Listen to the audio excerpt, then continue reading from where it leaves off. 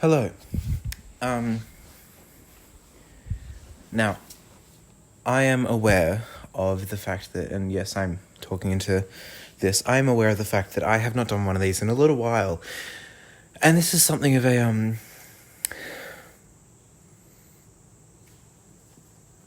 upgrade since last time. I'm a little bit out of frame, but it's okay. And I'm also wearing a headband, because why not? I gotta be honest, I'm so tired. I'm really... It's just... My brain is, like, kind of... I'm gonna quote someone here, and that person is Brittany Broski, when I say that I need to take my brain out and take it to the brain store and get it... and okay, this is really fucked with the rule of thirds, because I should be more up here, but, this is kind of, sitting for... Actually, no, this is better.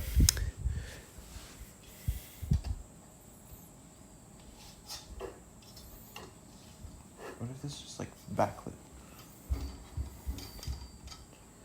Okay, the lighting's gonna be awful either way. I really can't change much about it. Anyway, you're gonna have to deal with that. I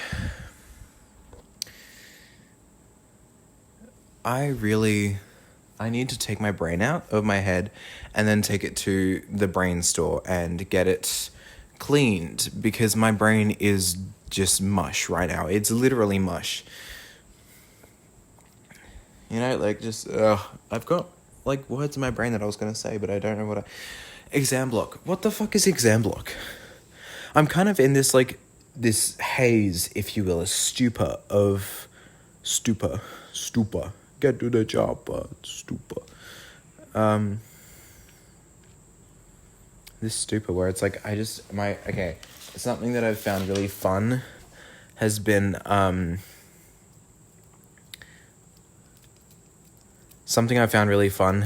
trying out different accents, because I've been told in the past by a number of different people, not a number, 3 or 2, different people that I'm good at accents. And so, I was, doing this German guy, this, German pilot, and he was, he was flying a plane, and he was passengers, you may have to, not necessarily talk to the flight attendants, because we don't have any. And the thing is that, and this is going really badly right now, I'm aware that this is not a good accent. So I'm gonna switch to a different one. Something that I do really enjoy is reading things out or doing movie lines. Okay, another thing. Southern accent. Hello, the greatest accent to ever be accented. All we can do is pray for her. All we can do is pray for her. Is that not the funniest thing you have ever heard in your life? Well, all we can do is pray for her. All we can do is pray for her. All we can do is pray for her. Well, she got the sickness. She's got the sickness. She's sick. All we can do is pray for her. Well, I really like talking in a southern accent, because it's just my southern accent, you can definitely hear the Australian come through every now and then, but sometimes I really got into a nice little role of doing things in a southern, I'm just gonna go grab a book.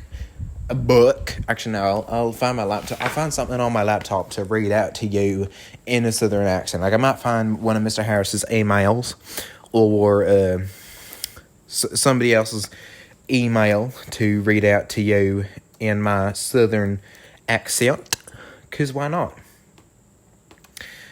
Another thing is that I'm sometime soon gonna be finding out the cast list for the year 12 ensemble for our production that we're doing, and I would personally love to find that out sooner rather than later, but we're finding it out today. So, okie dokie. Okay, so for example, an email from Danny Turish. Abel, thank you for meeting the deadline. Because you have met this deadline, I will print your current version. But if you need more time to add more, send me a copy later tonight and I'll use that one. That's in reference to my quotation grid from literature today. And Zoe Wilson. Zoe Wilson, bless the gods,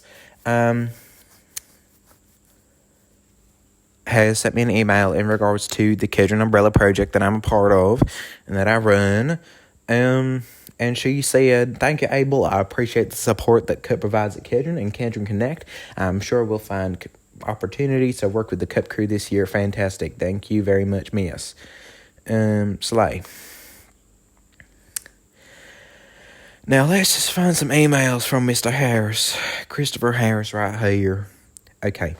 Hello, kind people. Happy St. Valentine's Day. Remember that there will be events in front of the uniform shop today. Good luck with exams, people. Remember that if you miss an exam due to illness, you need a medical certificate with a diagnosis. This is a QCAA directive and not a KSHS directive. If you have an aura, you'll be in A13/14. Sports uniforms may be worn, but only for exams in the front hall. Full formal uniform is to be worn for all other exams. The following students need to see me. And I won't read those names out because anonymity, but he then leads on with, have a day of joyful communion with life seniors. And then he leaves with a quote by Ovid. And he says, fortune and love favor the brave. Darling, I know that's true. I don't know about fortune. If fortune is something that doesn't necessarily happen to a whole lot of people. But, I mean, like, and if you hear a lot of background noise, it is probably going to be that the air conditioner is currently on. So if you hear a lot of whooshing, then that's going to be it,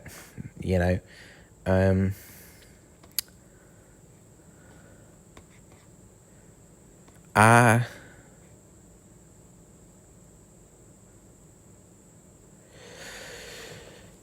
am really tired. I didn't expect to be this tired. I'm gonna stop getting distracted by goddamn internet. You know what I was looking? I was looking at the ABC. What's up with the ABC lately? Nothing's up really. I don't have anything to complain about them. But, I'm really tired. And I really want... Okay, I'm aware of the fact that I don't like my job and I don't like to work there, but I do like the money. And I really want to be able to buy these nice clothes and things like that, but I just don't. I ain't got the money for it. I really ain't got the money for it. And, maybe that's on me. That is on me. I'm aware of that. I am directly aware of that. It just so happens that I really hate my job. And I'm 16 years old. How am I supposed to get a job that I can somewhat, not necessarily enjoy, but at the very least bear? I can't bear my job. I don't like being out till past 9:15 at night working there. It's not nice. I don't like it. I don't like the fact that it's so far from school that I can't go there directly from school. Because then I could work shifts that are like 3:30 to like 7:30 or something like that. And so I can be getting home at like 8 o'clock. But I can't be doing that with my job currently because it's in bloody hell of Arana Hills, which is close to my house for sure. But it's just a bit too far away from school, so I can't necessarily be taking shifts at like 4 p.m. I have to take shifts that are 5:30 p.m. And I'm not leaving the store till 9:15. And I'm not getting home till 9:20. I'm not getting to bed till 10:20. And God knows I need that sleep. I am a person who needs sleep. Otherwise, my mental state just goes kaput. I'm the kind of person who loves to enjoy the finer things in life. I really do. I really do.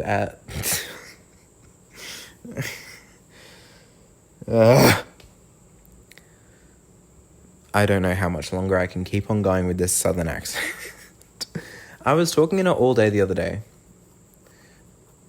Oh, I could do a different accent. My other accent that I can do is like a kind of like posh British.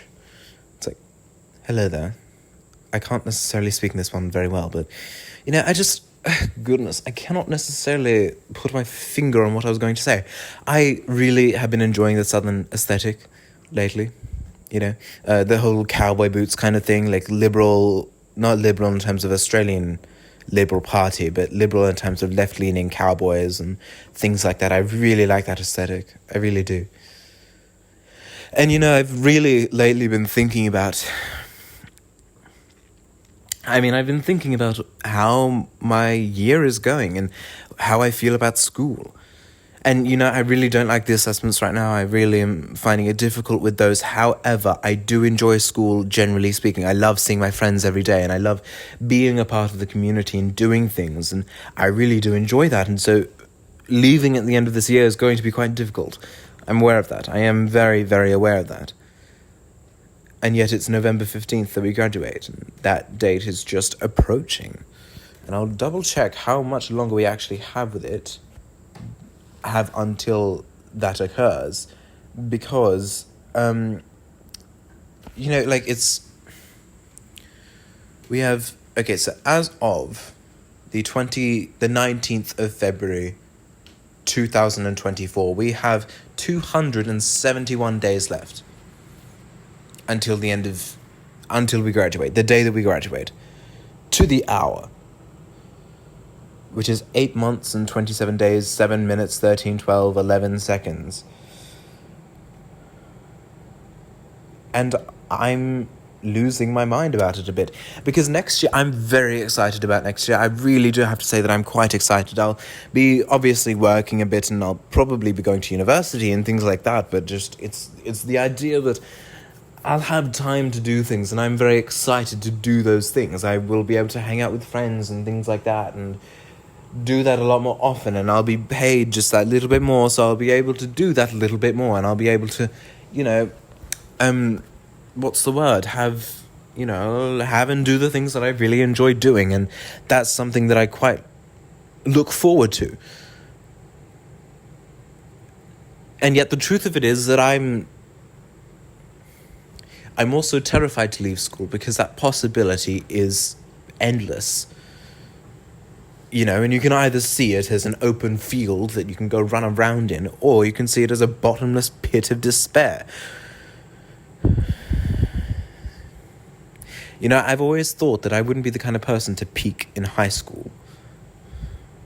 I've always thought that. Yet, for some reason, I wonder, maybe the reason why this year is going so good is because I'm peaking in high school. I don't think I'm peaking in high school, but Jesus Christ, the next couple of years are very open to whatever could happen, and maybe it's not a good idea to get caught up in the little intricacies of maybe this will happen, maybe that will happen, when really, in truth, I just need to stay tethered to what will actually happen.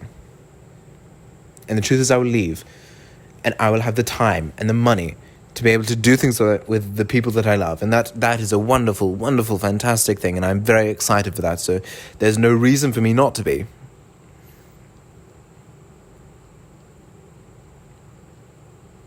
But I also don't want to graduate. I mean, I do want to graduate. I do want to be able to be doing those things. But also at the same time, it's like, well, graduating is... It's saying goodbye to a lot of things. And some of those things are good to say goodbye to. Certain people, certain aspects of school, things like that. But also some things are very difficult to say goodbye to. Like certain people and like certain aspects of school. And I'm not prepared for that. Not at all. Anyway, perhaps, you know, like I was thinking, like, if I could retire to anywhere in the world, where would I retire to?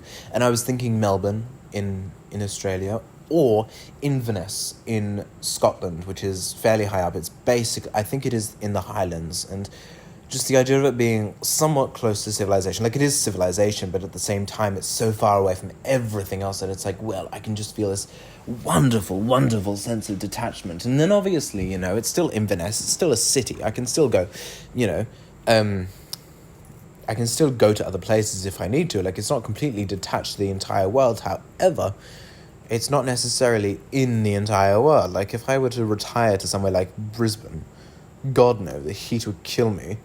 If the Brisbanean heat impacts me now, how the fuck will it impact me,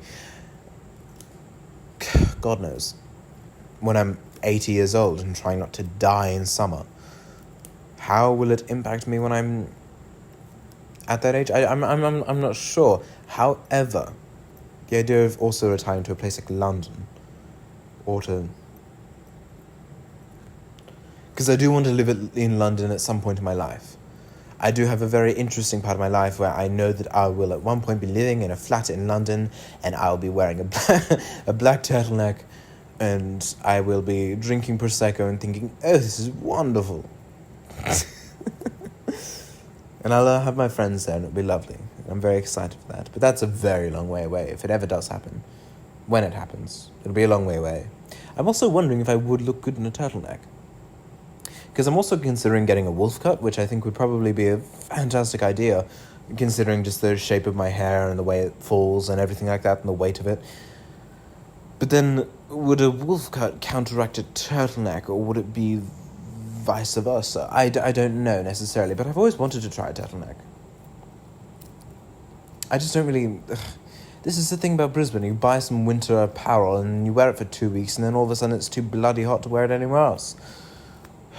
And the thing is, when other people get hot, they just get hot. When I get hot, I get overstimulated, which makes me feel anxious, which makes me feel nausea, which makes me, you know, sweat so much more. God, it's awful. So I need to live in a very cold climate, or at least in a fairly cold climate, like, I don't know, London or New York or anywhere fucking else other than Brisbane or Queensland. God forbid Australia. Well, not God forbid. I do love Australia. It's at certain points, just Brisbane weather is... God, it's awful. But for some reason, I will always be... I have this implicit understanding that no matter what I do at Christmas time, I will always be nostalgic for a hot Christmas. And it's stupid. Is that not utterly, utterly stupid?